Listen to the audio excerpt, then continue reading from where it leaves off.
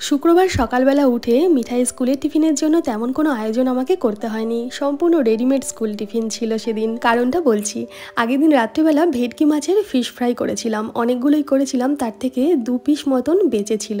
সকালবেলা উঠে বলছি, হ্যাঁ রে, ফিশ ফ্রাই কি স্কুলের টিফিনে নিয়ে যাওয়া যাবে? মিঠাই বলছে, হ্যাঁ অবশ্যই নিয়ে যাওয়া যাবে, তুমি দাও, সবাই তো বিরিয়ানিও নিয়ে যায়, তো আমি কেন ফিশ ফ্রাই নিয়ে যেতে পারবো না। ও বলা মাত্রই আমি ফিশ ফ্রাইটা গরম করে ওকে 4টে টুকরো করে দিয়ে দিলাম।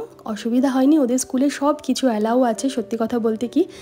তবে এমন খাবার দিতে হবে বাচ্চারা যাতে নষ্ট না করে বা নোংরা না করে, ঠিকঠাকভাবে খেতে যেতে পারে, সেই রকম খাবারই ওদের স্কুলের টিফিনে দেওয়া যেতে পারে। আমি ফিশ ফ্রাইটা 4টে টুকরো করে দিলাম, আর ঘিয়ে ভাজা পান্তুয়া ছিল ঘরে, সেখান থেকেই 2টো টুকরো করে ওই পান্তুয়াটা দিলাম, আর 4 টুকরো পেয়ারা দিয়েছি, সাথে 1 বোতল জল তো আছেই। কার কার ফিশ ফ্রাইয়ের রেসিপি চাই অবশ্যই কমেন্ট করবেন, আমি খুব তাড়াতাড়ি আপনাদের সাথে শেয়ার করব। আর টিফিন আইডিয়া কেমন লাগলো সেটাও জানাবেন। আর স্কুলে যাওয়ার সময় খেয়ে গেছে গরম গরম ভাত, তার সাথে ওর খুব পছন্দের ফুলকপি আলুর তরকারি, যেটা খুব সাধারণভাবে আদা জিরে বাটা দিয়ে ধনেপাতা দিয়ে রান্না করেছিলাম, আর ছিল সর্ষে পোস্ত বাটা দিয়ে পার্শে মাছের ঝাল। কেমন লাগলো আজকের ভিডিওটা জানাবেন কিন্তু।